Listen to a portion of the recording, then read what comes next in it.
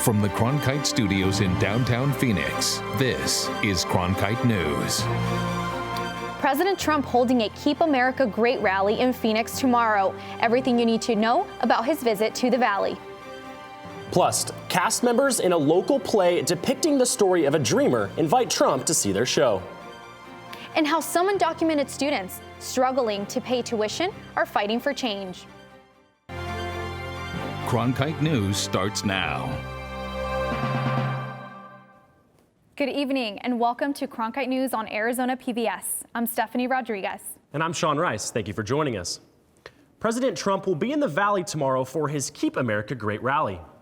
The event will take place at the Veterans Memorial Coliseum in Phoenix and will start at 7 p.m. Governor Doug Ducey will be meeting the president at Sky Harbor Airport and riding with him in the motorcade to the Coliseum. Only those with tickets will be admitted into the venue. Tickets are free, but you must register them on President Trump's campaign website using a mobile number.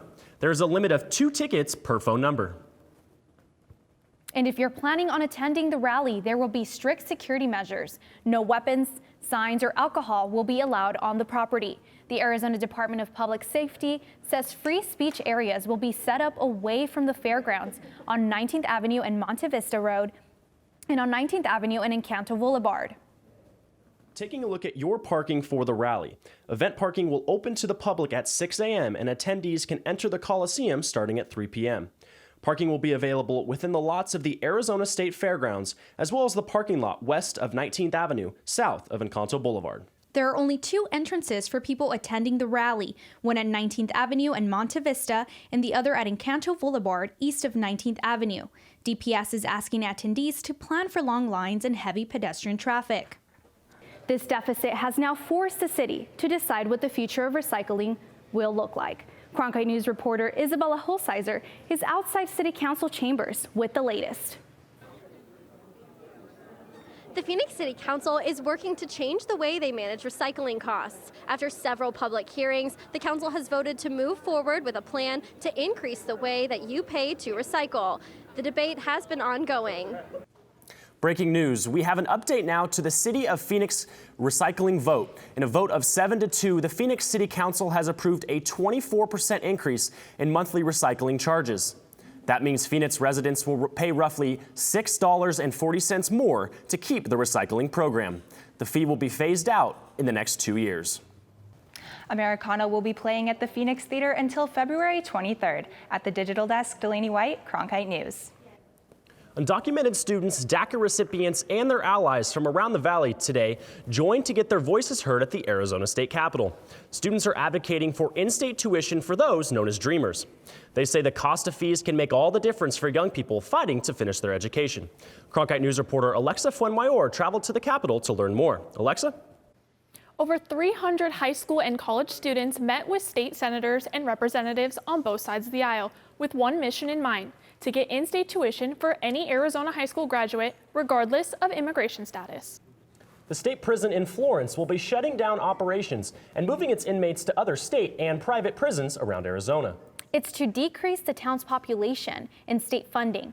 Dylan McKinn was in Florence to see what impacts the town faces with the impending closure. Governor Doug Ducey announced at his State of the State address that he will be closing down the Florence State Prison. He claimed the closure will save taxpayers over $270 million over 3 years. But there are still questions left to be answered, including the monetary impact when the prison closes its cell doors for good. There's another marker we're going to meet this year. We're shutting down a state prison. Just like that, Governor Doug Ducey notified the state that he was closing a prison, a statement that not only shocked viewers, but also the people who are running the town of Florence. The state is now looking for room in other state-run and private prisons to put the displaced inmates. As for the guards that worked at Florence Prison, they will all be able to keep their jobs and transfer over to the Iman facility located down the road from Florence. In the newsroom, Dylan McKim, Cronkite News. After the break, nuclear water woes. We take a look inside one of Arizona's largest nuclear plants and how it's taking steps to reduce its water usage.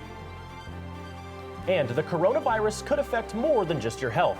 See how the outbreak is spreading and impacting iPhones next. With the simple flip of a switch, many people can bring nuclear power into their homes, but it takes a lot of water to generate that power.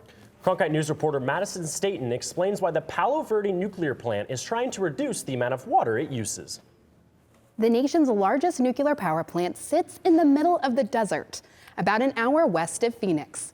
The Palo Verde nuclear generating station is nowhere near a large body of water, and yet it uses around 26 billion gallons of water per year.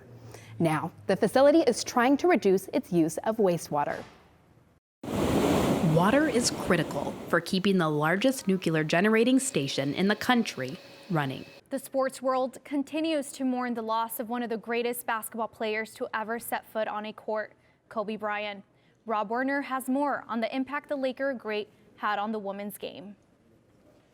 Kobe Bryant was absolutely outspoken in his support of women's basketball and the stage he thought it deserved. Yesterday, members of the women's basketball community, including ASU players and Sun Devils head coach Charlie Turner-Thorne, shared their thoughts on what Bryant meant to the women's game.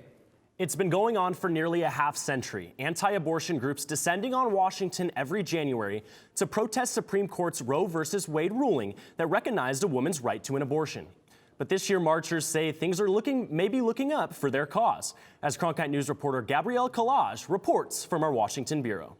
Now we got Stephanie Bates here in studio. Stephanie, I know we had a lot of rain overnight, but what are we looking at the rest of the week? Well, rain chances are pretty much out of the picture for us here in Phoenix, but up north in Flagstaff, you are looking at the live cam we've got going at Snow Bowl. That's it for Cronkite News tonight. Thanks for joining us.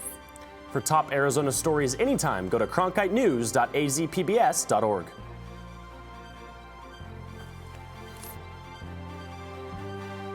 Coming up next on Arizona Horizon's Journalists Roundtable, fallout continues over the reaction of Phoenix police officers over a shoplifting call, and what an enthusiastic endorsement from President Trump means for Martha McSally's Senate campaign.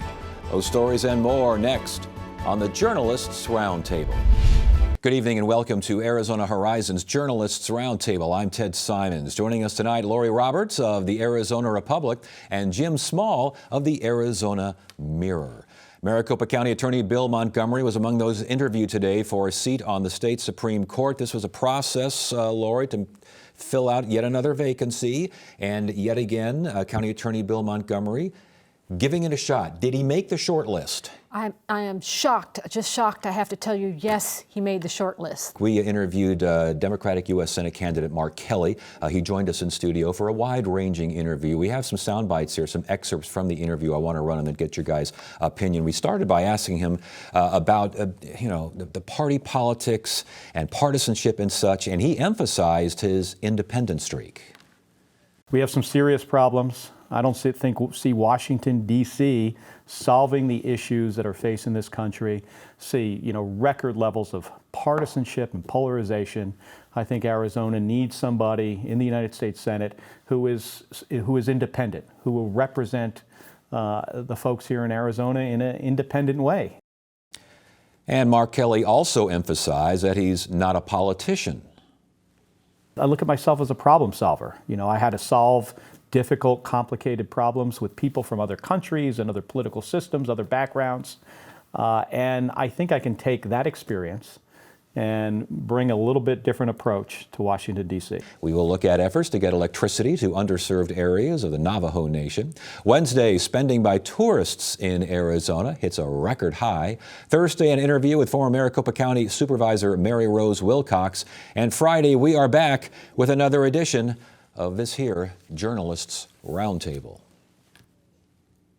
That is it for now. I'm Ted Simons. Thank you so much for joining us. You have a great weekend.